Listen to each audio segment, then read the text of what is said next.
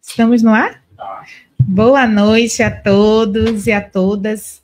Quem está hoje aqui nesse 5º episódio, né, do Empoderar SUS. Nós estamos novamente aqui no ar para trazer a vocês que nos acompanham novamente mais um tema que iremos abordar nesta noite.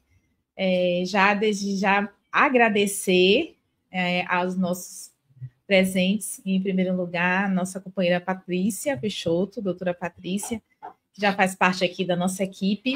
Hoje não teremos a presença de Ana Karina, ela está em uma missão em Brasília, mas já deve estar retornando, e acredito que no próximo ela participará com a gente, né, Paty? E temos o nosso ilustríssimo convidado, o enfermeiro César, né? Ele é o vice-presidente do Corém Bahia, e Patrícia, já saudando você com boa noite, você vai fazer aí a apresentação do nosso convidado especial da noite. Boa noite a todos. Então, estamos aqui com César, enfermeiro, natural de Palmeiras, na Chapada Diamantina. Se formou como enfermeiro na Católica, né? É servidor público, já atuou como enfermeiro na saúde da família, enfermeiro do CAPS, coordenador da atenção básica.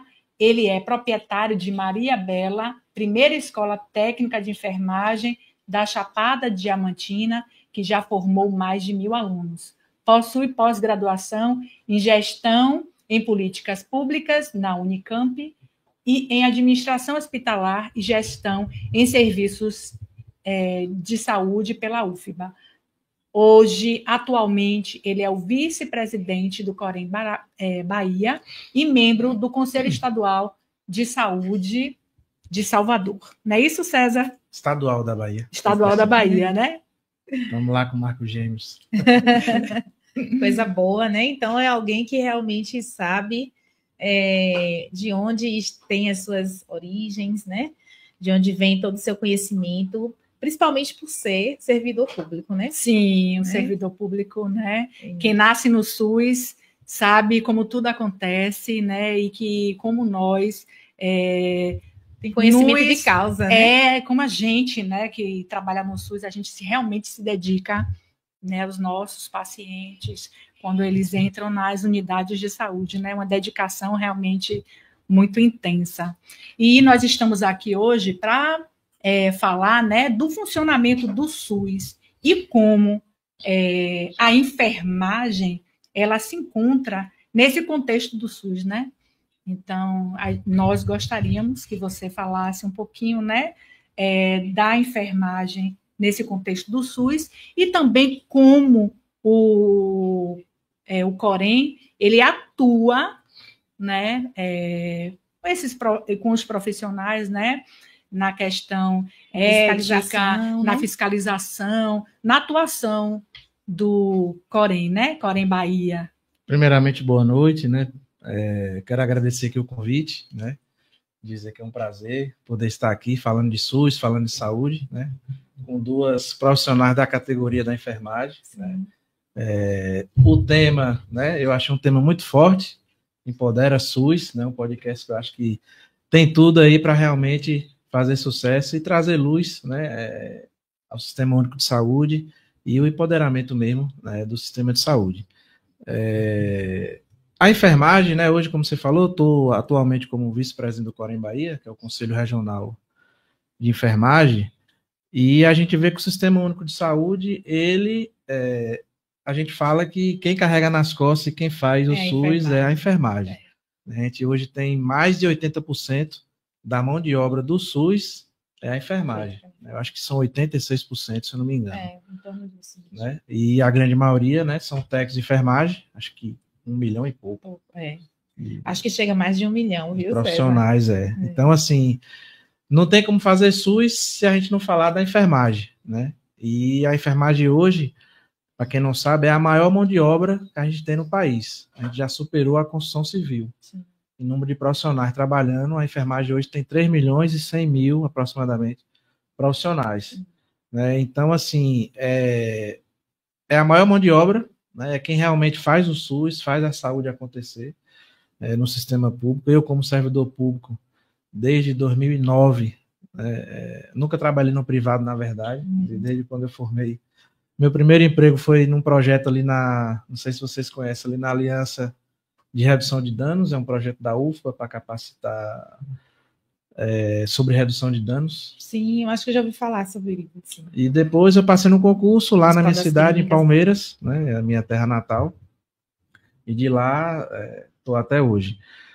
Então, assim, a enfermagem realmente faz o SUS acontecer, né?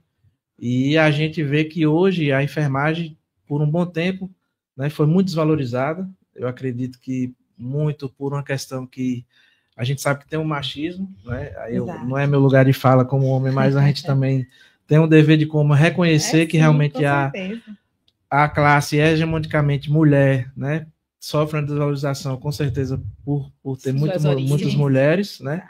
E mulheres aí pretas e periféricas, e aí já vem outro contexto para, né, limitar ainda mais, né? Mas que hoje eu acredito que a pandemia deu luz a esse profissional, né, que foi tão importante na pandemia, que foi realmente quem deu a vida para salvar outras vidas. Muitos profissionais morreram, né, na pandemia, e que hoje a gente pôde um pouco balançar e chacoalhar a nossa classe para que a gente possa, né, voltar a se unir, se empoderar, para de fato lutar e conquistar aquilo que a enfermagem merece, né? Porque quem da classe trabalhadora, a gente sabe que ninguém vai dar nada de graça para a gente, né? A gente não é uma profissão da elite, como outras, medicina, advogado, que a gente vê que acontece por si só, porque são profissões hegemonicamente masculina e branca, né? Exato, exatamente. E a nossa profissão, a gente sabe que é a maioria mulher, negra e periférica. Então, se a gente não se organizar,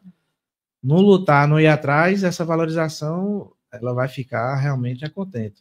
Mas eu vejo hoje com bons olhos, né? Eu acho que a gente já teve a lei do piso salarial, que não saiu da forma que a classe queria, mas eu acho que foi um avanço. A gente vê que muitos profissionais que ganhavam um salário mínimo já começaram a ganhar. Hoje já tem algumas instituições que estão melhor, né? Cumprindo, né? Principalmente quem é do serviço aí público, né, que presta serviço à prefeitura, ao Estado, que tem um repasse da União, né?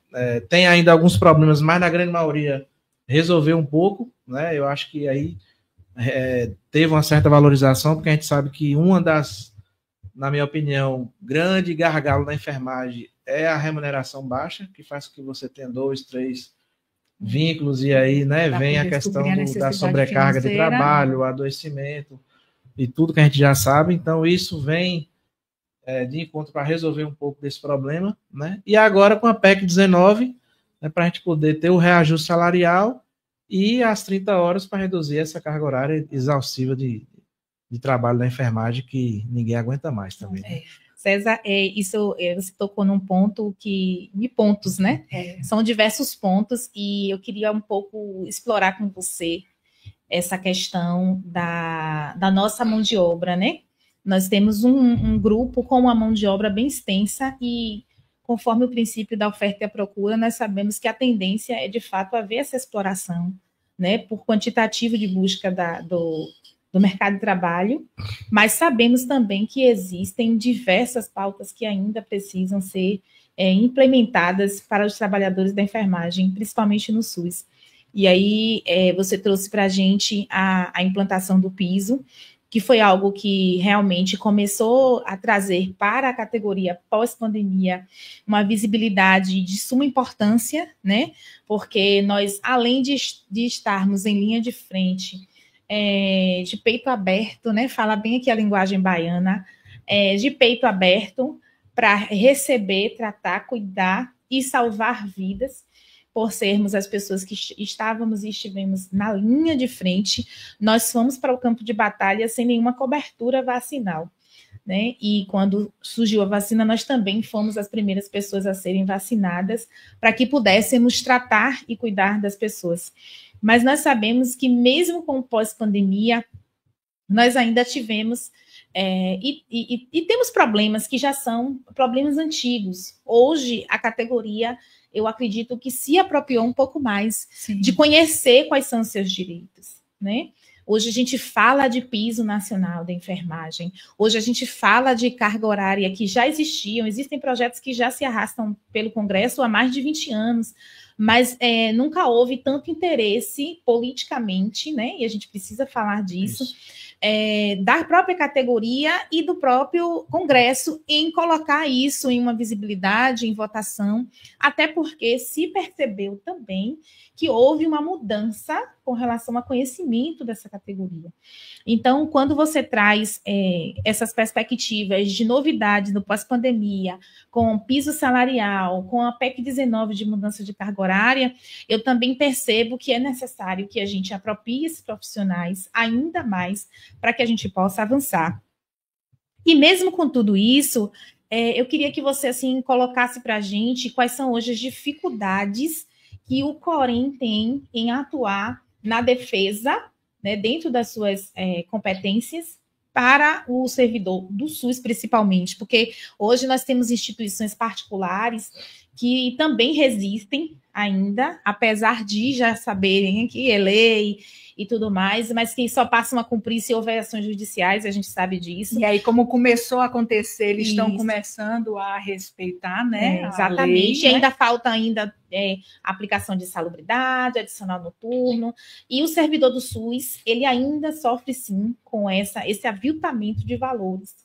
Então, assim, eu queria saber de você qual é o maior desafio dentro da instituição Corém, que não vai além das suas competências, que a gente sabe, mas é o poder de fiscalizar o Estado, né? Hoje nós temos os vínculos dentro dos espaços públicos que servem ao SUS, dificuldades, né? A gente tem mão de obra explorada, nós temos cargas horárias excessivas, nós temos quantitativos de subdimensionamento, nós temos condições de trabalho que são assim extremamente difíceis em espaços e lugares que vocês ainda vão alcançar e que vocês desbravam com muito carinho, com toda a competência que existe dentro do Corém. Mas eu queria saber de você hoje qual é o maior desafio nesse sistema, porque a gente sabe que é um sistema que ainda merece e precisa muito mudar, né? Então, assim, eu queria saber de você hoje, nessas perspectivas que você já tem aí, acho que já vai a gestão para o segundo ano do Corém? Segundo ano do Corém. E aí eu queria saber de você quais são hoje os maiores desafios. Sua pergunta é ótima. Eu vou primeiro só contextualizar um pouquinho. Sim. Né, a gente assumiu essa nova gestão do Corém, né, em janeiro de 2024. A gente assumiu um Corém, né, que passou por algumas questões antes da gente assumir, né, teve muita mudança teve 3 presidentes em 3 anos, né, então acho que isso dificultou de alguma forma, né, dar andamento em algumas coisas, mas a gente vem se esforçando bastante, né, para poder fazer um Corém forte, que o Corém Bahia hoje é o 4º maior Corém do país, né, em tamanho e em número de profissionais, mas que precisa também se tornar o 4º maior em representatividade, né, naquilo que ele nasceu para poder fazer, né? E aí a gente tem 3 atividades fins, né, do Corém, que o primeiro é o cadastro e registro, né? Todo profissional precisa estar cadastrado e registrado no Corém para ele poder exercer, né, a profissão de enfermeiro, né, técnico auxiliar. O tribunal ético, que aí é onde acontece, né, onde a gente diz que o objetivo do Corém é zelar pela qualidade dos serviços, né, de enfermagem, das boas práticas de enfermagem. Então, aqueles profissionais também que não têm uma boa prática e respondem por alguma inconformidade, algum processo ético disciplinar, vai para esse tribunal ético, onde, né, ele pode ser inocentado, julgado, e vai ter lá, conforme a lei desses profissionais, o julgamento, né, que é importante também. E o mais importante, que eu acho que é o sentido de que existe o Corém, que é a fiscalização. Né? Então, a gente tem hoje no quadro 21 fiscais por o estado inteiro, né? É pouco, mas é também o máximo que o Corém pode ter, né? Tem uma resolução que diz a quantidade que deve ter, Temos, e aí eu vou dizer, as enfermeiras fiscais, né, são pessoas altamente capacitadas, estão lá há 15, 20 anos, 18, né, e a gente tem empenhado muito na questão da fiscalização, né. Ano passado a gente teve, em 2004, mais de 5.600, se eu não me engano, operações de fiscalização, né. A gente foi em torno de quase 300 municípios, 5.000 e poucos fiscalizações. É pouco, porque, na verdade, a gente tem uma Bahia enorme, 417 municípios e centenas de estabelecimentos de saúde. Né? Então, a gente também fica muito... Em sua maioria é SUS, né? A gente fica muito angustiado também, nesse sentido que a gente também, às vezes, esforça, mas para atender também tudo que se espera também não é fácil, né? É algo também assim que a gente também chega para fiscalizar e, às vezes, ali vai gerar um processo, depois, né? Se não cumprir, vai para uma conciliação e depois a gente vai para a via judicial e às vezes também, né, demora de resolver a situação. Né? Mas eu acho que é algo que a gente avançou bastante nesse um ano e 3 meses aí de gestão. Eu acho que a gente pôde avançar muito. Avançamos demais na questão de vários processos éticos que estavam lá há 5, 8 anos e às vezes o profissional foi até inocentado, na grande maioria, e estava ali naquela angústia, respondendo um processo por uma coisa que não tinha devia mais. Nem. E a gente fez uma força-tarefa, zeramos praticamente para o ano esse processo. Né? Fiscalização, demos uma atenção especial, estamos agora já adquirindo novos carros para poder os profissionais fiscais poderem rodar e ter mais mobilidade. Vamos também trazer tablet para que possa melhorar a questão da fiscalização, não ser uma ficha, ser uma coisa mais informatizada, né? E que você está fiscalizando lá em Barreira, você vai mandar online para Salvador e não via correio, né? Que isso atrasava bastante. Então, assim, eu acho que o Corém Bahia, hoje, a gente tem buscado, né? Tá mais próximo, né, da categoria. Hoje mesmo eu estou aqui, mais o presidente Davi, com mais uma comissão, está lá no Extremo Sul, né, em Porto Seguro, também visitando as unidades Porto Seguro, Cabralha e Eunápolis. Né, então a gente tem feito de tudo, né, se esforçado. A gente tem um plenário aí com 34 conselheiros que estão realmente empenhados em dar uma cara nova ao Corém Bahia. A gente também é profissional, a gente sabe da questão de que a gente sempre se perguntou o que é que o Corém faz, para que é que o Corém existe, né? Porque há uma dúvida, né? O sindicato e o Corém, quem faz o quê? O profissional, né? Ainda As tem não, vê tudo com uma coisa só. Sim, né? Sim, porque o Corém não faz nada disso, porque não é o papel do Corém. E a gente sabe que a questão sindical aliviar as questões trabalhistas, condições de trabalho, né? E a nossa, enquanto Corém, a gente pode também, mas não é uma bandeira nossa, né? A gente pode contribuir, ajudar, né? Mas a gente está ali no exercício profissional, né? Ligado ao exercício profissional. Então, é zelar pela qualidade do serviço, né? E a gente tem aí o código de ética que eu trouxe aí de presente para vocês. Apresentar aqui. E também trouxe o lançamento nosso que a gente lançou, que é o Guia Prático sobre Assistência Domiciliar, que também é um gargalo aí da nossa enfermagem, que a gente precisa também avançar, melhorar, né? Aí é onde todo profissional é a Bíblia do profissional da enfermagem. Sim. E aí a gente esse ano vem com vários projetos, né? A gente informatizou o DIRC, né? A gente lançou o Corfem, na verdade, isso é nacional, mas a Bahia foi um dos primeiros estados a lançar, que é o CIGEM. Hoje o profissional ele entra no cigem.cofem.gov.br e faz a primeira inscrição dele de forma digital pelo celular. Que massa. E anexa os documentos que precisam, né? E já dá esse primeiro andamento.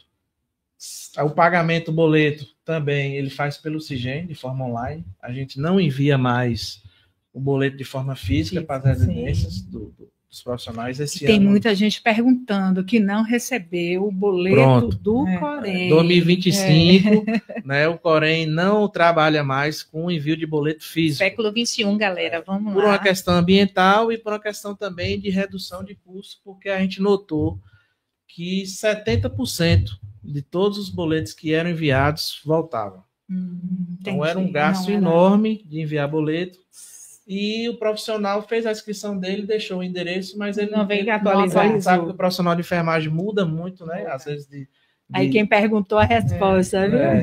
E aí a gente viu como hoje todo mundo tem acesso à internet no celular, é muito fácil, você botou seu CPF, né? Diga o passo a passo para quem quer fazer o pagamento. Você vai entrar, ou digitar no Google CIGEM/COFEN, você já vai cair logo no link.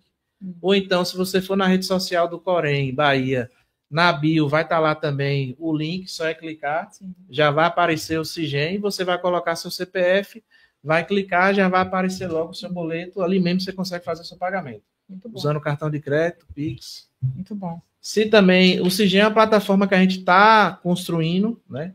Mas a ideia já é até, acho que junho, o profissional já conseguir fazer a inscrição dele sem precisar nem vir no Corém, de forma da biometria facial. Tecnologia, ele vai, a gente tem que acompanhar também, né? Ele vai fazer toda a inscrição dele de forma online, pagar online, e já vai, não sei se todo mundo sabe, mas existe o CDENF, que é a carteira digital da enfermagem, onde você tem no seu celular, e aí quando você faz a inscrição, a primeira inscrição pelo CIGEM, você já vai cair no CDENF e já ter sua carteira digital.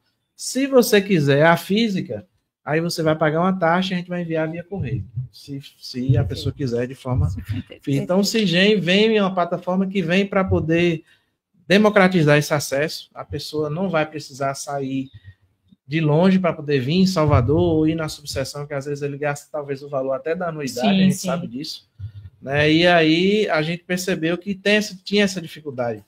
Né? Então, hoje estamos na era digital, né? Tudo hoje se faz de maneira digital. Verdade. E a gente quer fazer com que o profissional tenha o Corém, né, na palma da mão dele para resolver a grande maioria das demandas dele de pagamento, de negociação, de primeira inscrição, de renovação, tudo pelo CIGEM. E se eu quiser fazer também, eu estou lá no interior, quero fazer uma denúncia. Eu também faço, através da plataforma também, essa denúncia. Eu até quero, né, falar sobre isso, que hoje a gente tem a ouvidoria, você entra no site do Corém Bahia, e você entra lá na ouvidoria e faz, né, sua denúncia. Se você quiser ser de forma anônima, né, sigilosa, né? Sigilosa, pode ficar com tranquilidade que não vai vazar seus não dados, vai vazar, né? vai ser de forma, né, vai ter o sigilo, né, e a gente pede que as pessoas façam a denúncia. Sim. Né, porque muitas vezes não chega para a gente sabe, e a denúncia, quando a gente vai procurar saber, as pessoas, ainda o profissional fica intimidado, né, de fazer essa denúncia e ficar com medo do superior souber, principalmente quem trabalha no privado. A gente percebe que as denúncias maiores, em grande maioria, é do serviço público, né, e do serviço privado, que a gente sabe que talvez seja o maior gargalo da enfermagem, em número de dobras, em número de subdimensionamento, em número de assédio, né, vem do privado, mas as denúncias, ela ainda, né, não chegam. E quando o profissional denuncia e chega na ouvidoria, automaticamente ele já vai ser enviado e já vai gerar, né, um processo administrativo para gerar uma fiscalização. A investigação, né? A partir da já vai entrar na programação, né, dos enfermeiros fiscais e vai acontecer a fiscalização. Você falou de dobras, né? As dobras nas unidades hospitalares parece que é uma coisa assim, desde quando eu entrei até hoje, é uma coisa assim normal, né? Antigamente a gente trabalhava com 12 pacientes eram 3 técnicos, uma enfermeira para 3 unidades, né? Cada unidade eram 16 leitos, cada leito com 2 pacientes, 3 técnicos e uma enfermeira para 3 alas com as mesmas quantidades de pacientes. Então, isso já é uma coisa que foi normalizada e hoje continua. Hoje a gente tem um quantitativo maior, mas a gente tem uma demanda também maior no hospital, né? A gente aumentou os números de leitos. Acho que a maioria dos hospitais aumentaram o número de leitos e a gente continua com essa sobrecarga ainda humana, né? Porque acha que o ser humano, né?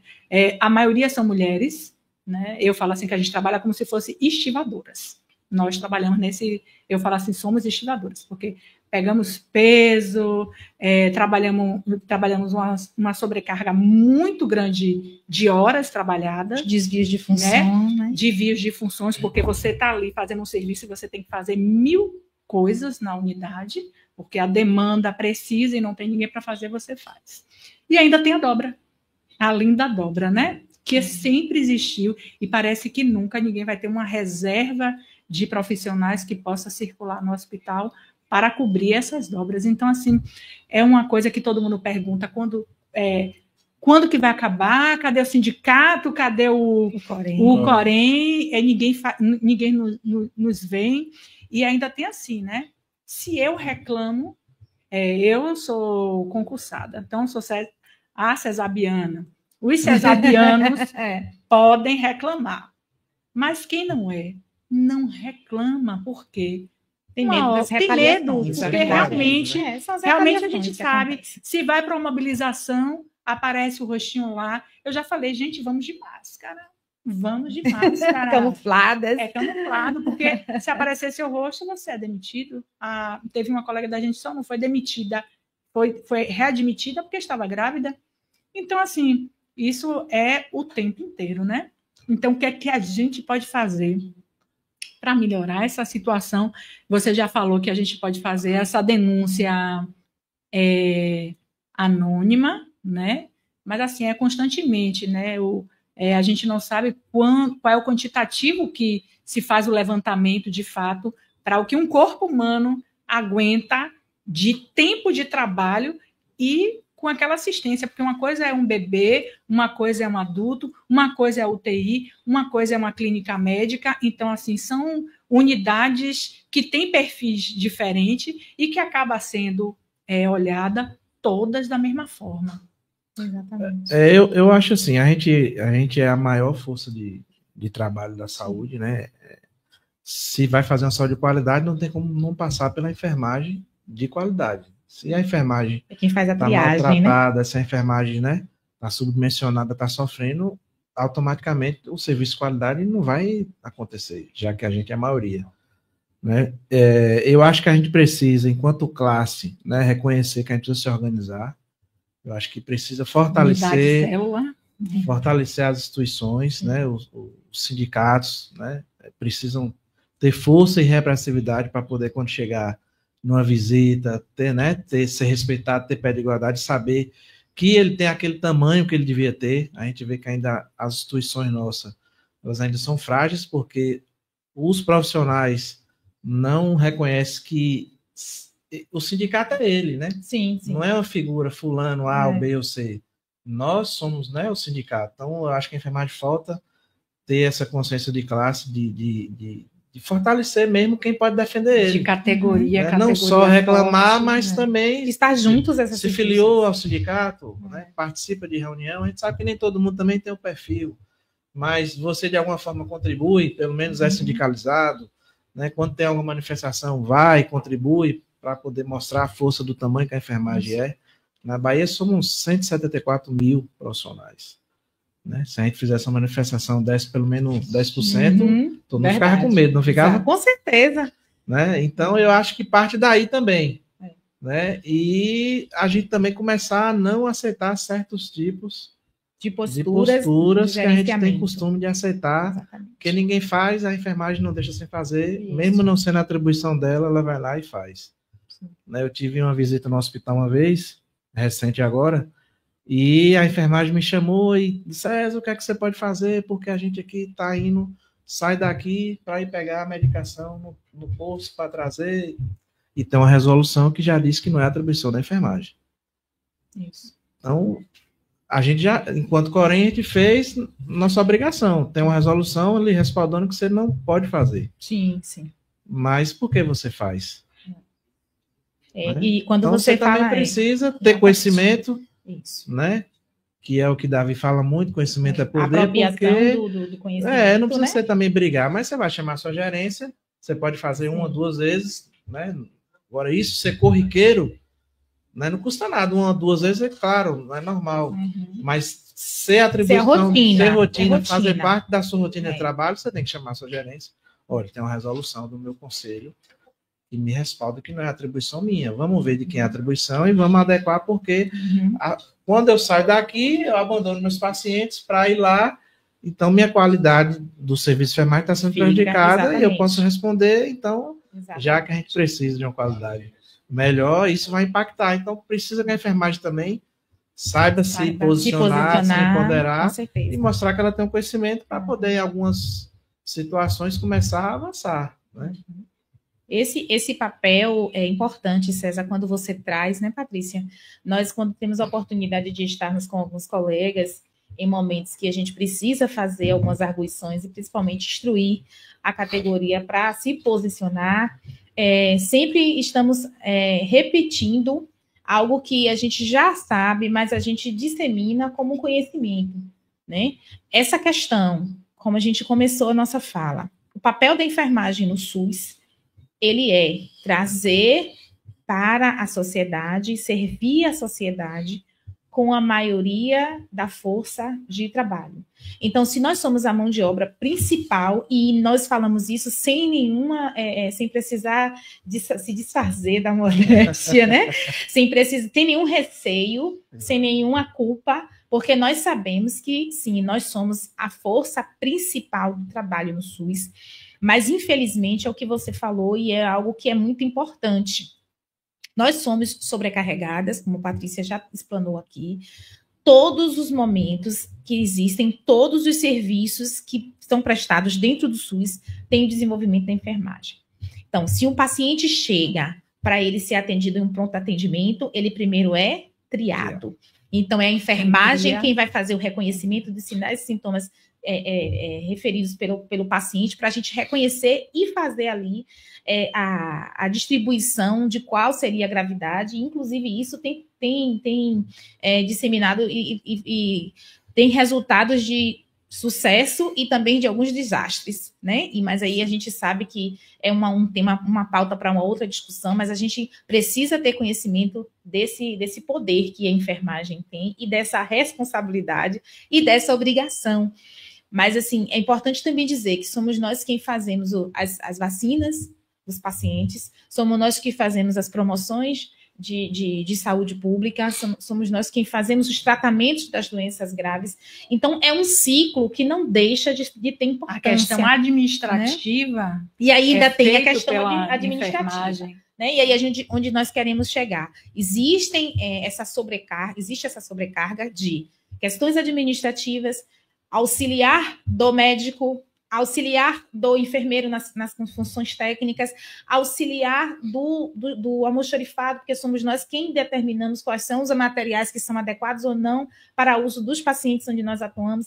Então, uma série, auxiliar do porteiro para dizer se aquela mãe é ou não a pessoa que tem o acesso, se aquela... Então, é todo um contexto que a gente percebe que, infelizmente, nos sobrecarrega, e se ainda... Nesse contexto todo, nós não conseguimos ser perfeitos. E em qualquer deslize, nós podemos ser, né, penalizados e de formas muito cruéis, que eu acho que às vezes nós somos crucificados por qualquer deslize que é resultante das multidisciplinares tarefas que são nos atribuídas. Mas no SUS, né, aonde é que nós podemos nos colocar como pessoas que são importantes para o serviço e de que forma nós podemos... já vou dizer aqui a minha resposta, que eu acho que a gente precisa, é aquilo que você já disse, mas e eu acho que você já repetiu também essa frase, é o apropriar do conhecimento e quando a gente fizer qualquer arguição, falar com conhecimento de causa. Porque às vezes a gente só faz gritar, brigar, e a gente não se apropria e coloca ali, existe uma resolução tal, eu tenho no código de ética aqui, dizendo que eu não sou obrigado a dobrar, que se eu vir cumprir a minha carga horária, meu serviço, eu já estou aqui cumprindo o meu papel, a minha obrigação já está compensada. O que eu preciso agora é saber como cada um profissional deve se posicionar. E se isso não for obedecido? Como cada servidor do SUS, né, vai se posicionar? Infelizmente, e já quero finalizar a minha fala dizendo que, de qualquer sorte, nós sabemos que o servidor do SUS não é só o servidor concursado, o servidor público, né? Hoje a gente tem uma terceirização, que eu acho que em todos os nossos episódios do podcast, nós falamos aqui, né, Paty, da terceirização, que hoje é um mal, né, que assola o serviço público pelas ausências dos concursos, e hoje nós temos uma dificuldade mesmo de garantia, porque para mim, e eu acho que pelo próprio princípio da administração pública, serviço de continuidade no serviço público é aquele serviço de garantia por profissional que não é rotativo. Profissional que não é rotativo é o servidor público concursado. Então, e você qualifica esse profissional. Exatamente. E aí vem as qualificações aonde E depois esse profissional não está lá, porque ele sai, né? O terceirizado, ele sai. Então, é o estado mínimo que querem sempre impor, né? Por tudo óbvio que está aí, né? Isso. Então, quer esse estado mínimo, e aí a gente vê essa rotatividade grande de profissionais, porque não pode ficar muito tempo, porque se for o REDA, são 2 mais 2, e agora mais 2, são 6. Então, a gente gostaria de saber qual é esse papel desse gigante enfermagem no SUS. E aí, com essa questão, o próprio Corém, né? O Corém, ele vem também promovendo capacitações profissionais, vem promovendo cursos. Então, a gente precisa saber onde e como nós podemos procurar esses auxílios também da questão das denúncias que você falou. Tem esclarecimentos que, às vezes, a gente não consegue alcançar todos. Eu sei que a Bahia é grande, os espaços territoriais são enormes, mas nós precisamos, sim, desse apoio dessa entidade para esses trabalhadores que são terceirizados, servidores das OS, né? Servidores que já estão ali por 10, 20, 15, 30 anos até atuando e que já passou por diversas fases do serviço público, não é verdade? Isso. Assim, ó, você falou bem aí, na verdade, porque as terceirizadas hoje, ela realmente tem a grande mão de obra, acho que a maioria dos profissionais hoje na Bahia são terceirizados, né? É uma briga aí também, a gente sabe que na grande maioria das vezes é o profissional que não consegue fazer uma denúncia, não consegue, né, se posicionar porque fica com medo de perseguição, de perder o emprego. Isso. E dificulta, às vezes, para chegar para a gente também essa denúncia. Então, acho que é importante que o profissional também saiba que pode fazer a denúncia de forma anônima. Se ele tiver uma dúvida também, a ouvidoria também serve para isso. Eu quero saber se é atribuição minha fazer a condução da marca do paciente. É ou não é? Se mandar na ouvidoria, a gente vai responder.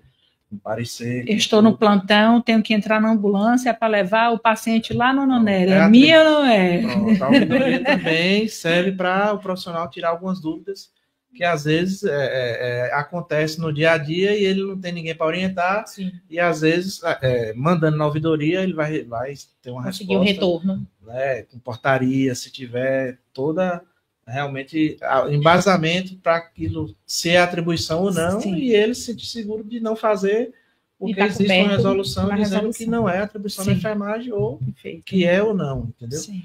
Então, eu acho que parte daí. A gente, enquanto Corém, fez 2 projetos que têm ajudado bastante, que é o Corém Qualifica, que é capacitação que a gente leva para os municípios, né, Salvador, todos os outros. A gente tem feito muito isso, de vários temas a gente tem levado para poder qualificar, né, nossos profissionais. Tem ele de forma presencial e digital. A gente também faz alguns cursos de forma online. Né? E tem o Qualitec, que aí é para o técnico de enfermagem, que a gente também faz de forma presencial e de forma online, né? E que tem ajudado bastante a também empoderar a nossa classe, né? Motivar também, né? Que a nossa classe muitas vezes, né, fica ali só naquela trabalho, e às vezes, né, chega uma informação nova, participa de um curso, revê os colegas, né? Então isso também tem, eu acho que é ajudado bastante, né, com o Corém a aproximar da nossa classe, com esses 2 projetos importantes que a gente começou ano passado e esse ano a gente está dando um volume maior, né, que é o Corém Qualifica e o Qualifica Tech, né, que é para os técnicos de enfermagem. A gente também montou um projeto interessante, que inclusive é Rosângela que coordena esse projeto, que é o Corém... Rosângela Barbosa, guerreira de luta. Nossa Mulher Maravilha, a gente chama. Verdade, com certeza. Que é o Corém Acolhe, né, que é um projeto justamente para a gente poder estar visitando os hospitais, estar conversando com os profissionais, estar acolhendo esses profissionais que são assediados, né?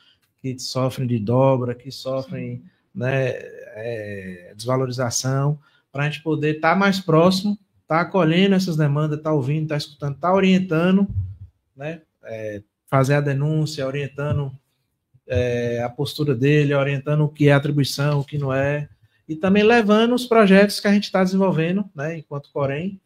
Eu já falei aqui alguns, né, que é o Corém Qualifica, Qualifica Tech, Corém Acolhe, o CIGEM, né, que vem aí para poder dar uma outra dinâmica né, no acesso, né, dos profissionais ao Corém. A gente vem agora também com o Corém nas escolas, que a gente vai tanto para as escolas técnicas quanto para as faculdades, conversar com esse profissional que está já saindo, né, deixando de ser estudante para ser um profissional, e aí a gente fazer um trabalho com ele, aproximando ele, né, do código de ética, das muito atribuições, né? Porque às vezes a gente forma e na faculdade pincelou bem pouco sobre a legislação profissional. Verdade. Né? E aí vai para o ambiente de trabalho, né? Começa já pega os 2, 3 vínculos, né? E aí, né, acaba depois respondendo, a gente pega lá vários processos éticos que eram coisas bestas, não bateu um carimbo, não anotou, né? Tanto que a gente no Corém Qualifica, a gente tem levado muito a questão das anotações de enfermagem,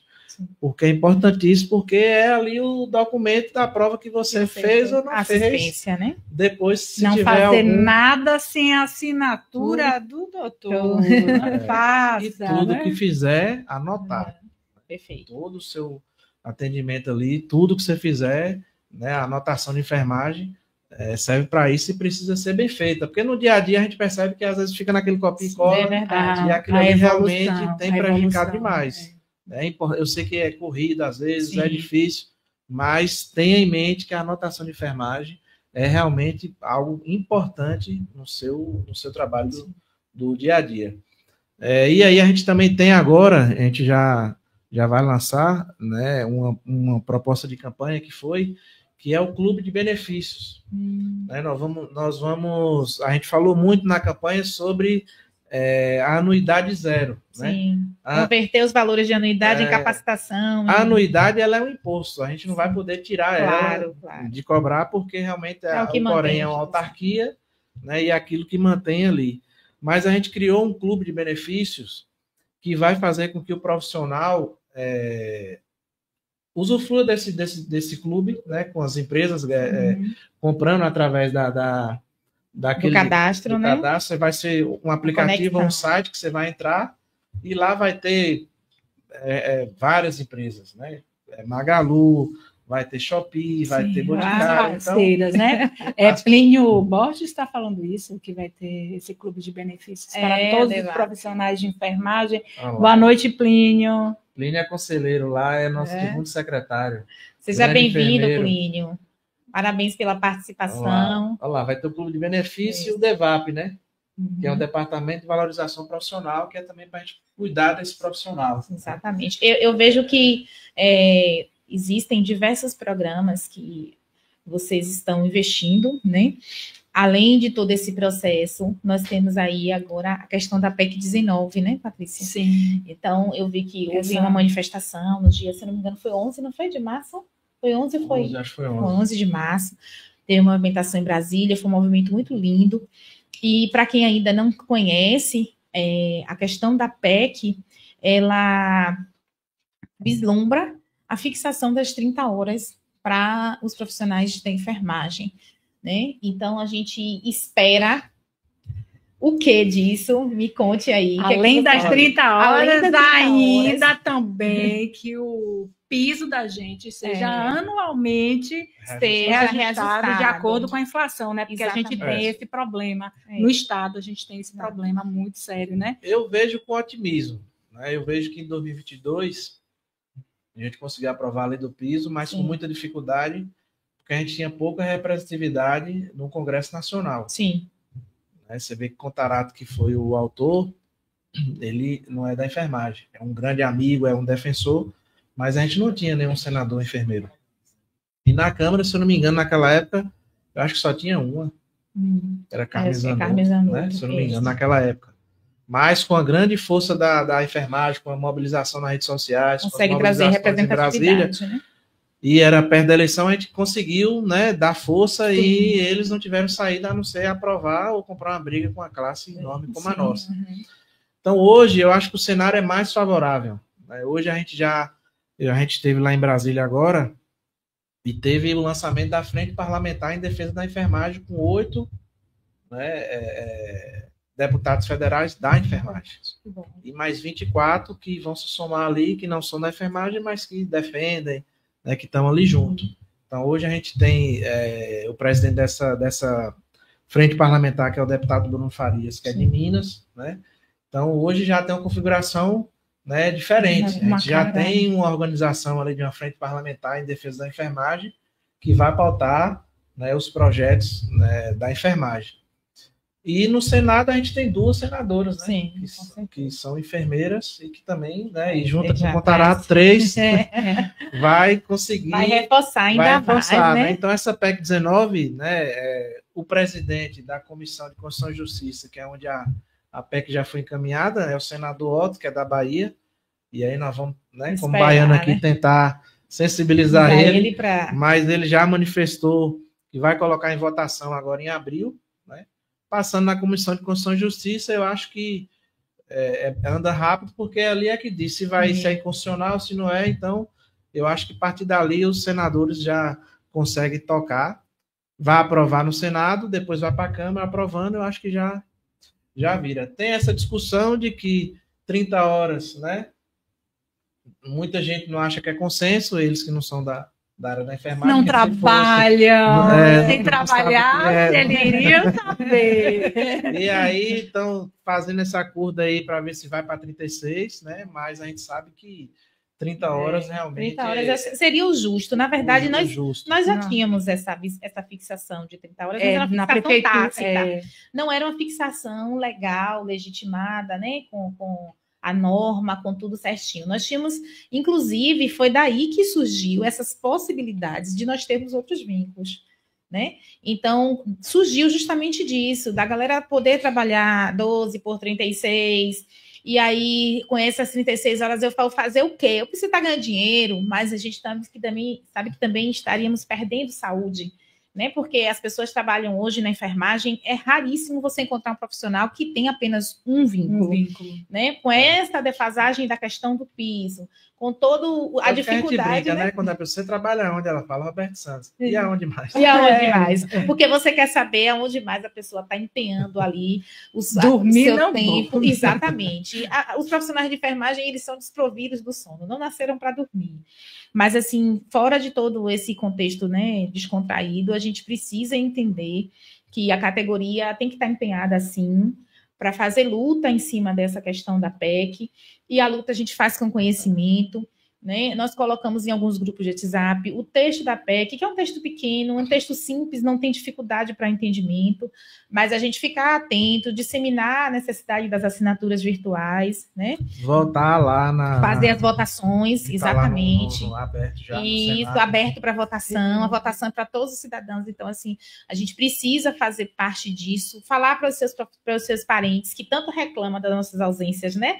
Nas mesas de jantares de Natal de ano, das teias de Semana Santa, para quem trabalha nos feriados, em todas as noites aí de descanso, quando a maioria das pessoas estão descansando. Então, é importante que a gente faça essa disseminação.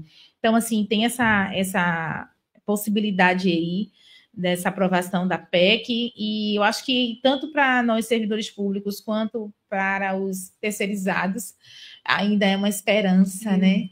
Então, Paty, nós precisamos... Uma esperança de que a gente tem uma luz no final do túnel, né? Eu também acredito, eu sou dessa aqui, eu participo das assembleias, estou nas mobilizações, em tudo, vamos, todo mundo vamos. Então, a gente como eu falei, eu estou otimista, que eu acho que hoje o cenário nosso é melhor do que há 2 anos, 3 anos atrás. Certeza. Então, se a classe nossa, né, se mantiver otimista, e aí eu falo com aqueles que já estão se sentindo meio cansados, né, que não é hora de se sentir cansado, não é hora para desânimo, é hora, inclusive, de ter mais otimismo ainda, porque a gente precisa mostrar toda a nossa força enquanto categoria. Somos 3 milhões de profissionais e precisamos mobilizar nas redes sociais, né, mobilizar de forma presencial, quem não puder ir a Brasília, quem não puder participar das reuniões, mas de forma digital.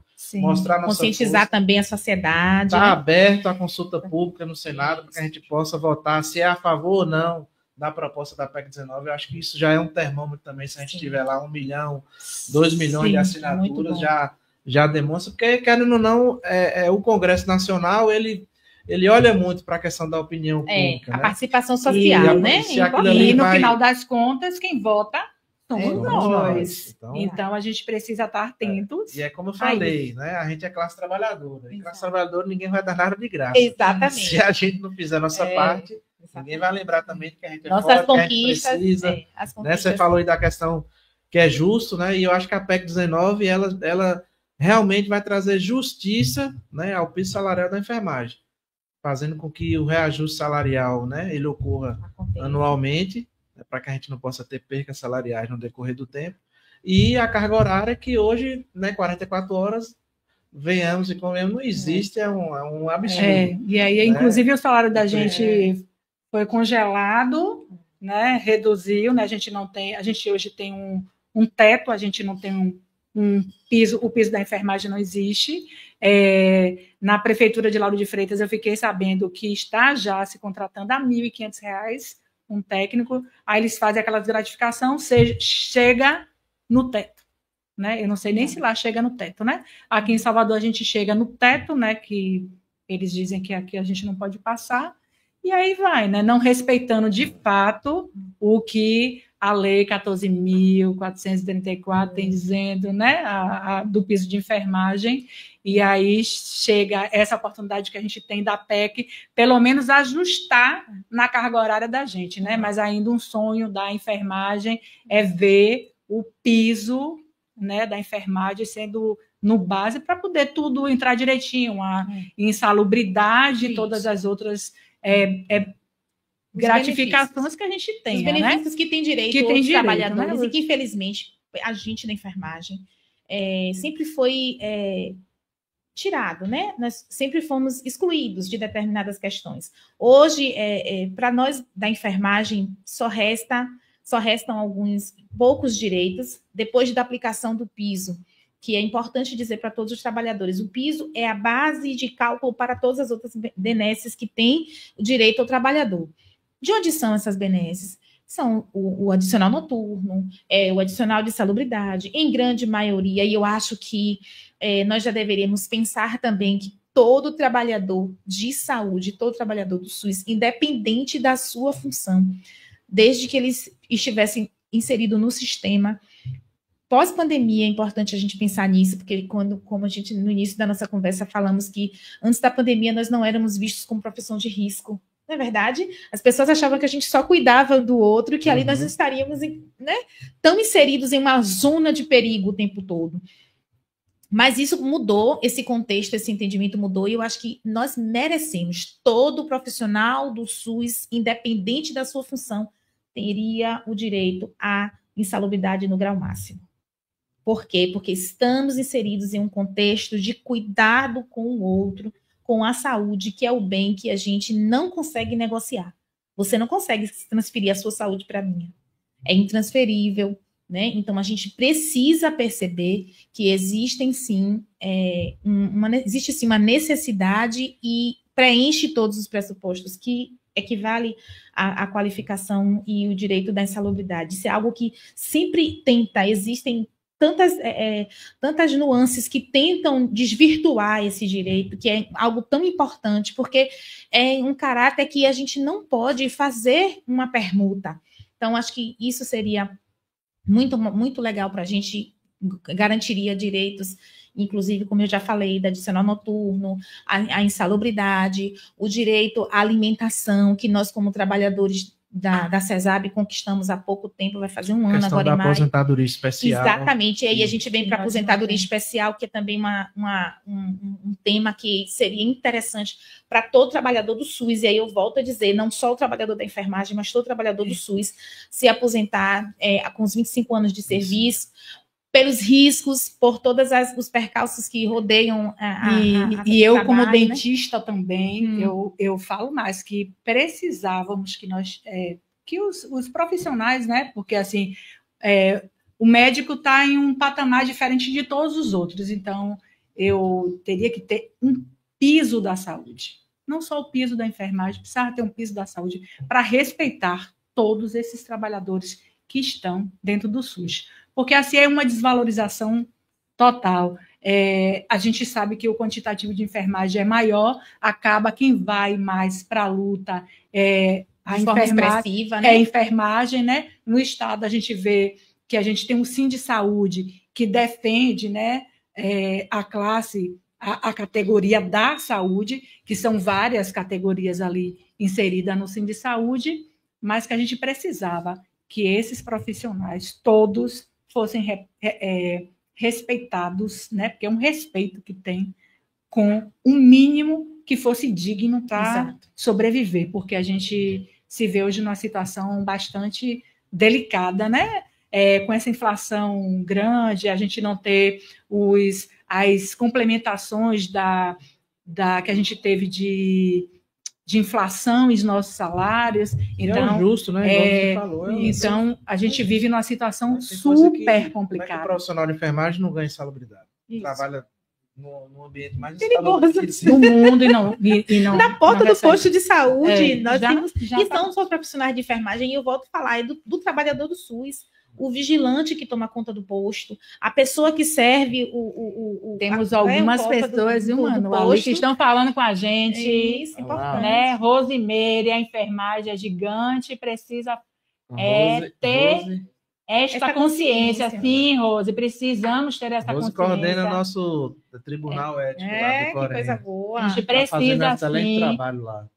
Ana Lúcia, Patrícia, colega maravilhosa, Cheiro, Joelma, boa noite. Eu vi que Lília também está ali, Lília Cordeiro. Isso. Trabalha lá também no Corém, também ela trabalha ela também faz parte do Sindicep. Sim, Lília faz uma luta Lília, obrigada, Lília. Então, também a gente aqui vai agradecer também a Gregório Rocha, coordenador geral do Sindai Bahia, Edmilson, Augusto e Enzo, que estão fazendo essa parte, né, acontecer do nosso podcast, os nossos assessores técnicos. Agradecer também a César por ter... Já vamos acabar? Tá tão gostoso, né, César? Estou agradecendo para poder... Você veio aqui, se disponibilizou, né, para poder dar tantas informações para a gente, assim, foi muito que a gente precisava, né? A gente se empodera mesmo, né, dessa água de conhecimento que você traz para a gente beber, né? Então, assim, é muito importante. E vou deixar você também, Manu, né, para dar suas considerações finais, né? O nosso tempo está chegando, infelizmente, a gente precisa, né? O tempo passa, na verdade, a gente nem sente, né? Na verdade, assim, agradecer novamente o convite, né? A gente sempre agradece e eu gosto de estar sempre indo nos espaços, poder falar da enfermagem, né?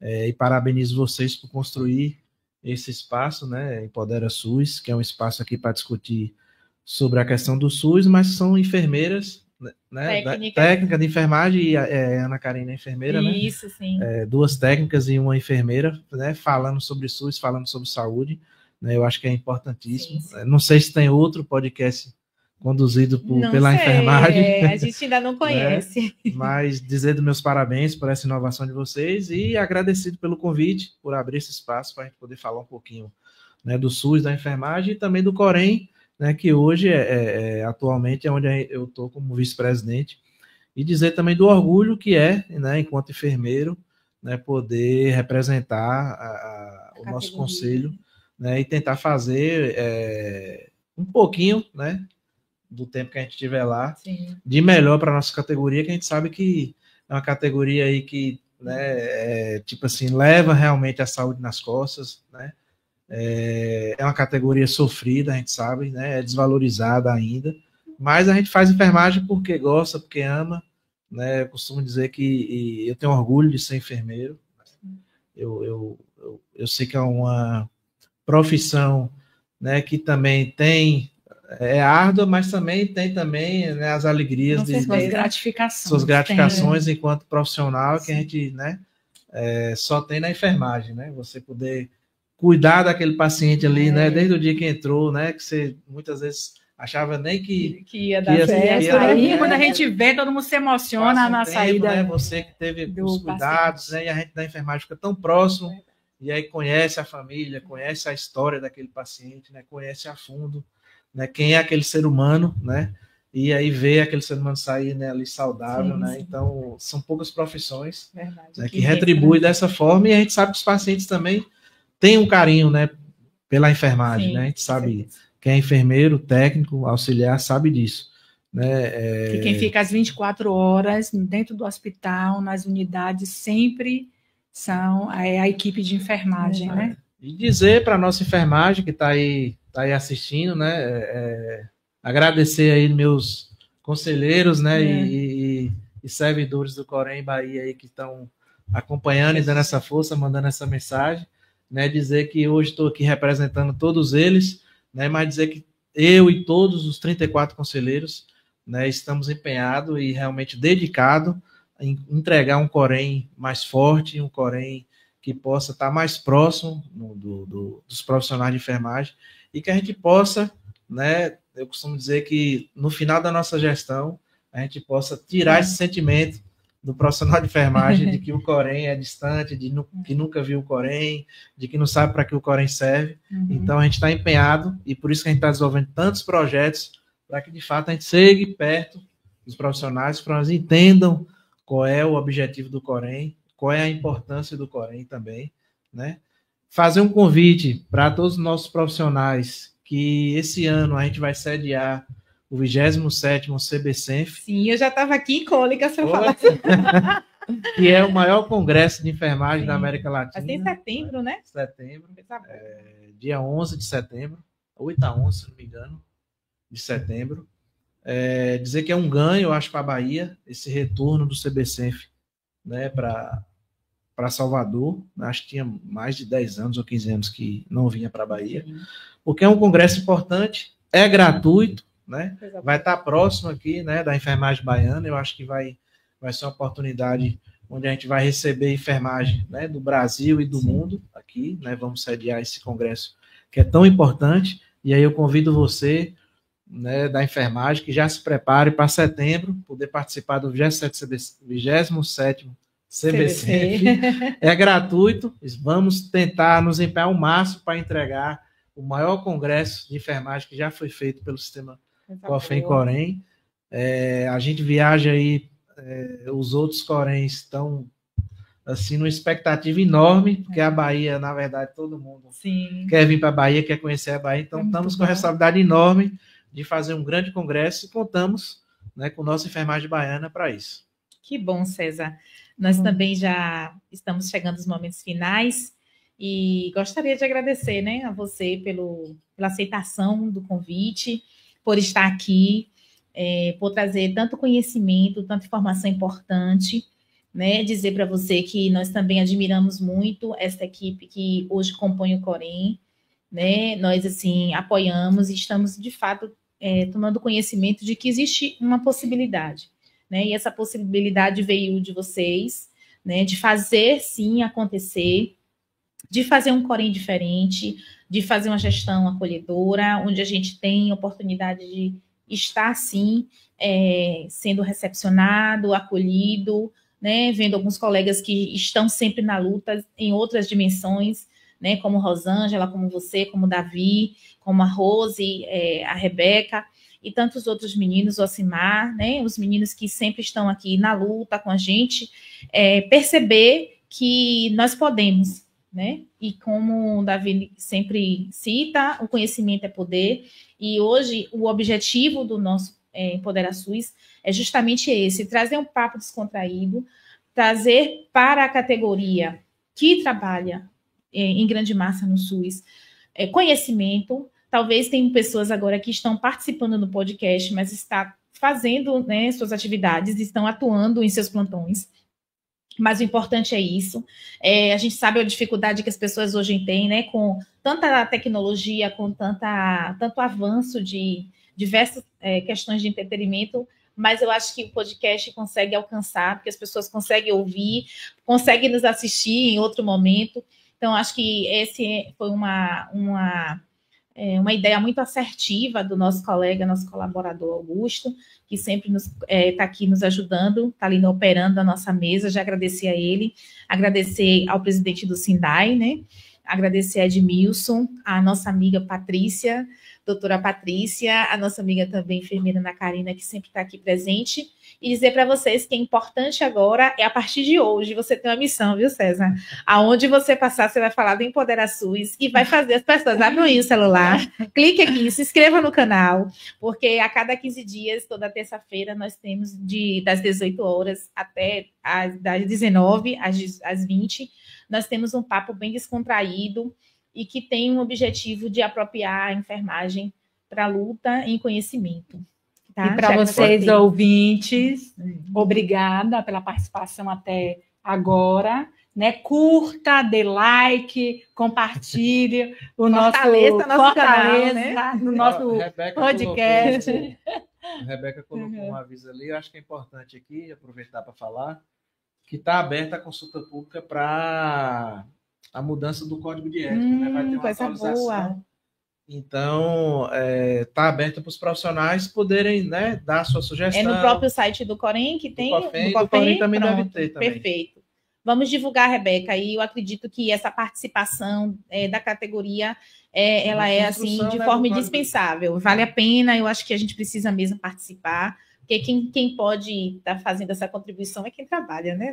Nada mais justo. Com certeza. Parabéns a todos que participaram, aos ouvintes. Obrigada. Boa noite, né? Gratidão. Boa noite a todos. Até a próxima. Até a próxima.